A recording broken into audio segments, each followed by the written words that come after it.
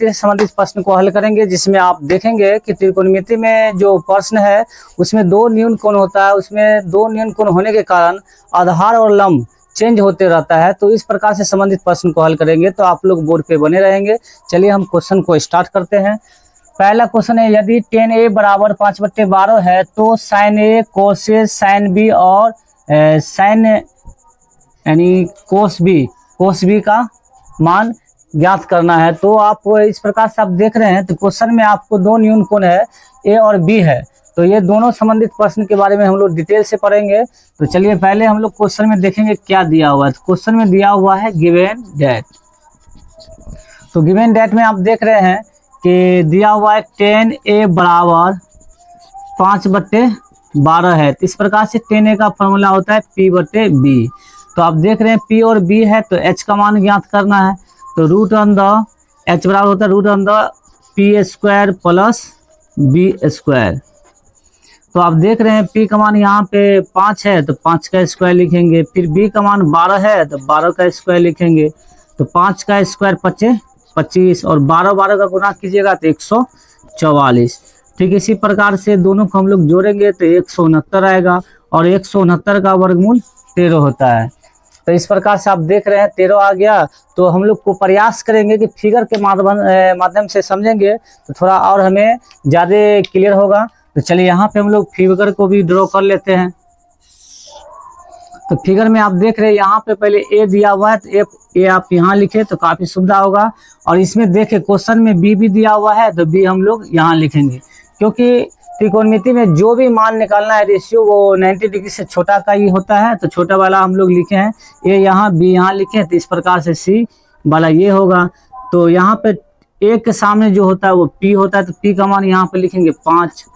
ठीक इसी प्रकार से 90 के सामने जो होता है वो होता है एच मतलब कर्ण हो जाता है, और जो बचा वो बी होता है। तो बी का मान आपको यहाँ दिया हुआ है 5, तो 5 लिखे, सॉरी बी का मान यहाँ 12 है, तो यहाँ पे हम लोग 12 लिखेंगे। और 13 जो है एच का मान आ गया, तो 13 यहाँ पे लिख देंगे। तो आप देख रहे हैं हमारे पास पहले कोण ए है और बी है, यहाँ पर हम लोग लिखेंगे कोण ए के लिए। तो कोण ए के लिए आप देख रहे हैं, तो कोण ए के सामने पी का मान आपको देल है, पी का मान यहाँ पे 5 है, बी का मान यहाँ पे 12 है, और एच का मान यहाँ पे 13 है। तो इस प्रकार से आप देख रहे हैं। तो यहाँ पे साइन ए है, तो साइन ए बराबर लिखेंगे, साइन ए का फॉर्मूला p/h होता है, फॉर्मूला कभी भी चेंज नहीं होता है। तो p का मान यहाँ देखिए 5 है, और h का मान हम लोग निकाले हैं 13। इस प्रकार साइन ए निकल गया है। फिर cos ए है, तो यहाँ पे हम लोग लिखेंगे cos ए। तो cos ए का फॉर्मूला होता है b/h। तो b का मान आप जान रहे हैं, b का मान यहाँ पे दिया भी है, तो हम लोग लिखे भी हैं, तो 12 है, और h का मान यहाँ पे 13 हो जाएगा। इस प्रकार से साइन ए और cos ए का मान निकल गया। चलिए फिर हम लोग आप देखते हैं कोण b के लिए। यहाँ पर हम लोग लिखेंगे कोण b के लिए। तो कोण b के लिए पहले देखेंगे अब मान, क्योंकि चेंज होगा, b यहाँ है तो अब b के सामने p हो जाएगा। तो b के सामने p का मान अब हो जाएगा 12, तो यहाँ पर हम लोग 12 लिखेंगे। ठीक इसी प्रकार से अब b का मान जो है वो p का मान जो होगा वही हो जाएगा। तो यहाँ पे p का मान 5 है, तो यहाँ पर हम लोग 5 लिखेंगे। और h कभी भी चेंज नहीं होता है, ये ध्यान रखना है। तो h का मान हमेशा 13 ही रहेगा। तो चलिए अब यहाँ पे पहले साइन बी है, तो फिर लिखेंगे, इसीलिए साइन बी बराबर, साइन बी का फॉर्मूला p/h ही होगा। तो अब देखिए यहाँ से p का मान 12 है, तो 12 लिखेंगे।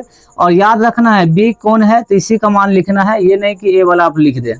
तो फिर h का मान यहाँ 13 है, तो 13 लिख देंगे। ठीक इसी प्रकार से cos b है, तो cos b का भी फॉर्मूला वही होता है p/h। तो b का मान यहाँ पर आपको 5 है, तो 5 देंगे, और h का मान 13 है, तो 13 देंगे। तो इस प्रकार से साइन b और cos b का भी मान निकल गया। चलिए एक क्वेश्चन आपके लिए भी है, तो आप इसे आसानी से बना लेंगे, मुझे पूर्ण विश्वास है।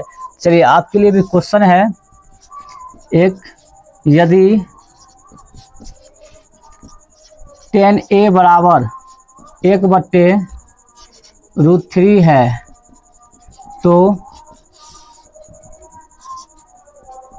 साइन ए तथा साइन बी का मान ज्ञात